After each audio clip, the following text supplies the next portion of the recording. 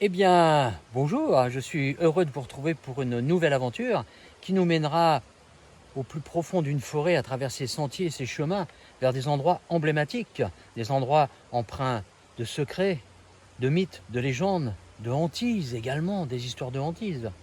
Mais je voulais, pour vous faire cette présentation, être en haut de ce promontoire rocheux qui représente beaucoup à mes yeux. Ça fait longtemps que je viens ici. J'adore cet endroit. Et d'ici, on a une vue imprenable sur cette petite vallée granitique, au fond de laquelle coule un petit ruisseau, petite rivière. Je vais vous faire montrer d'abord le panorama que nous avons d'ici, avant de nous lancer dans notre aventure vers ces lieux incroyables et mystérieux. Regardez un petit peu le panorama vu d'ici. N'est-ce pas magnifique? Regardez ça. Nous avons le soleil un peu en face, ça fait un contre-jour. Voilà, regardez cette petite vallée.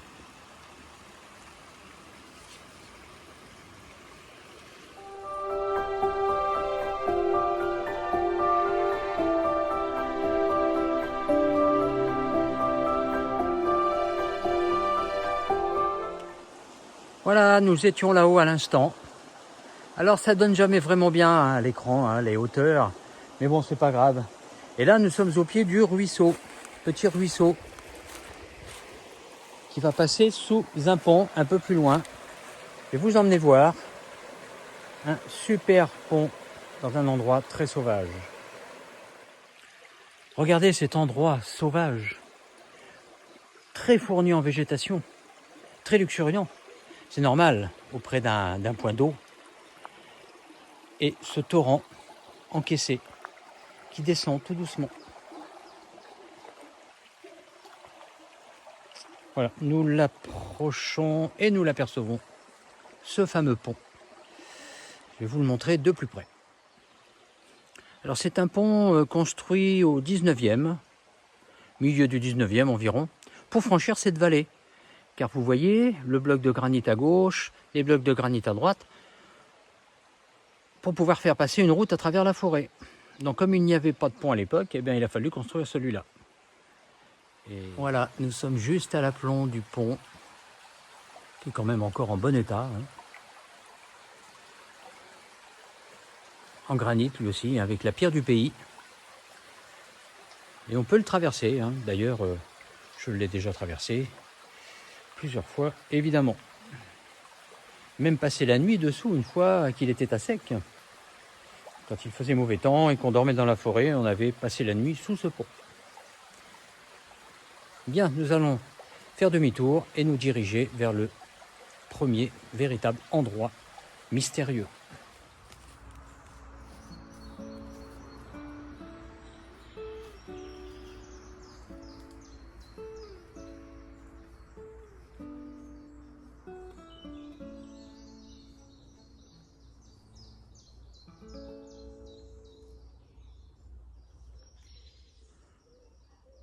Voilà, nous approchons d'un endroit incroyable, situé au cœur de la forêt.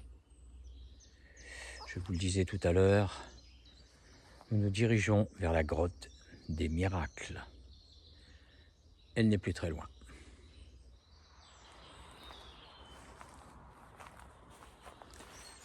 Là voilà, cette fameuse grotte des miracles.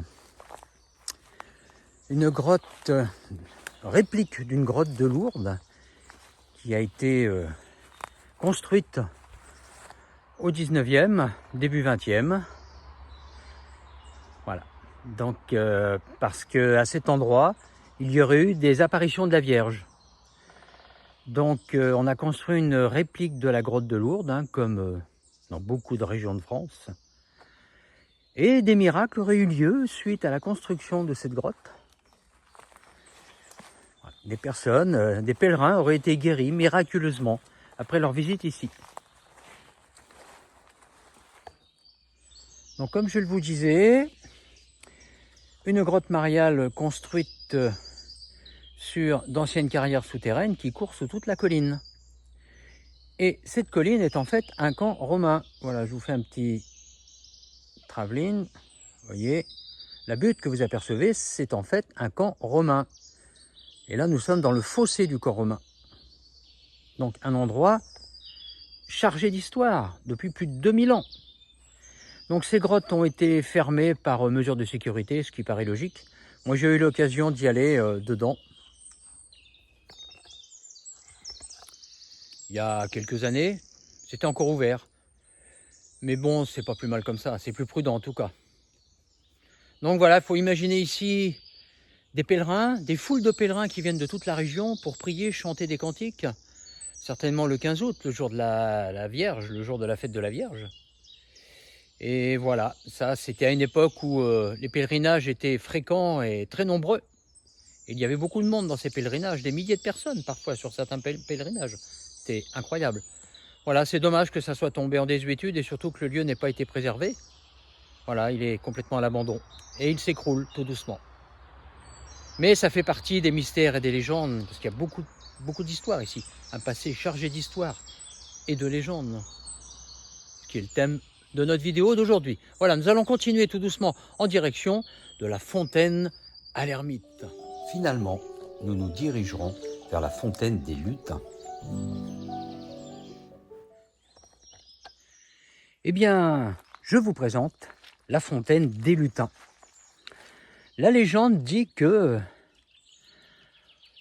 les nuits de pleine lune, certaines nuits de pleine lune, les lutins, éclairés par la lune, donc, viennent s'abreuver à cette source, à cette fontaine, et viennent danser autour, en des fêtes endiablées, des danses endiablées, voilà.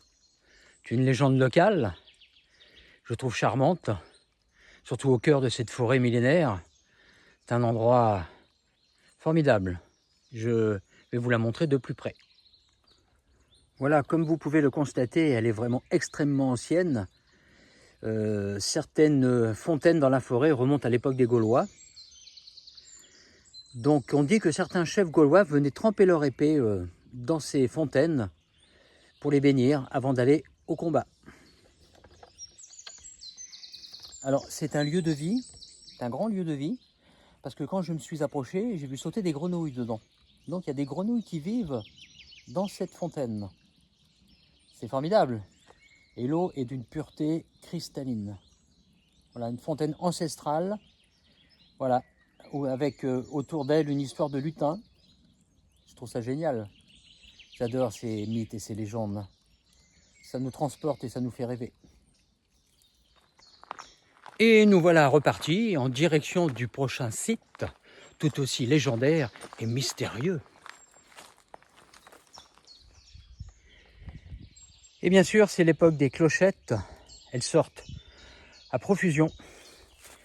C'est vraiment magique. Regardez cette beauté. Voilà. Et la forêt est envahie par les clochettes. C'est magnifique. Nous voici arrivés dans la clairière des fées.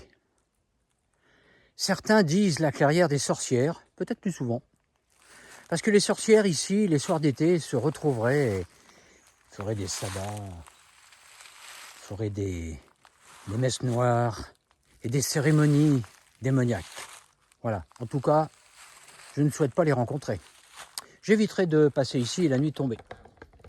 Voilà, cette fameuse clairière, approximativement, vu que la végétation d'année en année change, mais localement, c'est ici qu'on me l'avait présenté déjà. Voilà, la clairière des sorcières ou des fées, allez savoir.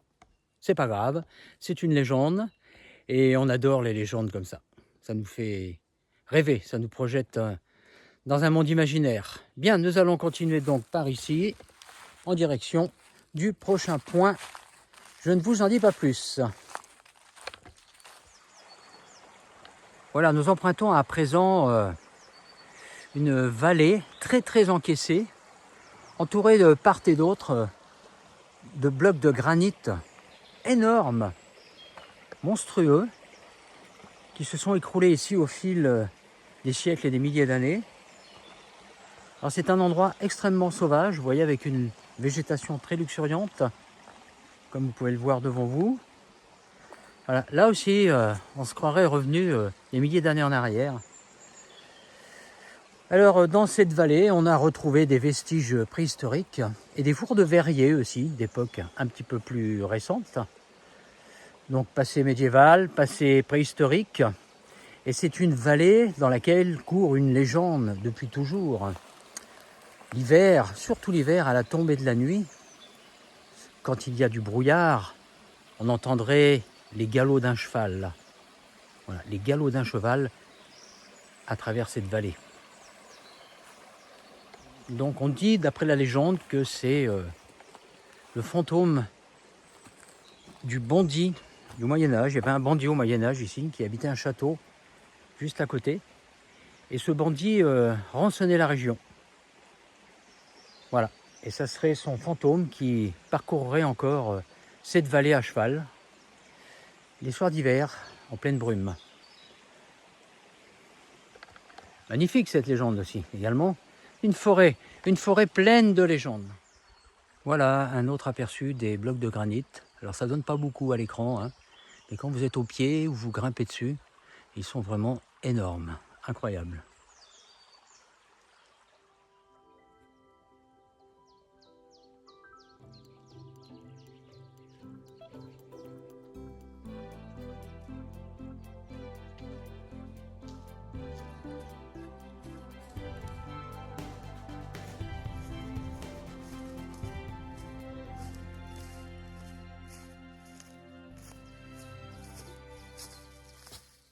Nous approchons donc du dernier endroit que je vais vous montrer. J'ai gardé le meilleur pour la fin, bien sûr.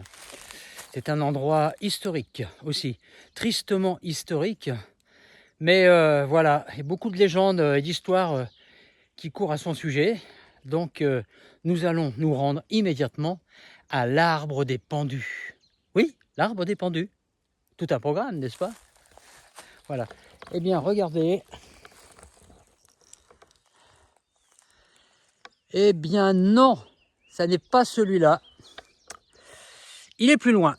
Il est beaucoup plus gros encore que celui-là. Voilà, nous approchons donc de l'arbre des pendus. Vous voyez, il est beaucoup plus gros. En mauvais état. C'est le plus vieil arbre de la forêt. C'est un chêne. Il va y avoir quelque chose comme 300 ou 400 ans. Voilà, il est vraiment en très mauvais état. Mais lui, c'est une attraction touristique ici. Donc on le conserve en l'état. C'est très bien. Même s'il est tristement célèbre pour ses exécutions capitales. Voilà. Nous allons faire le tour. Je vais faire le tour du tronc pour vous montrer un petit peu la taille, la circonférence de celui-ci. Vous voyez un petit peu, hein, c'est pas mal. Je fais le tour, je suis derrière et me revoilà. Voilà. L'arbre des pendus.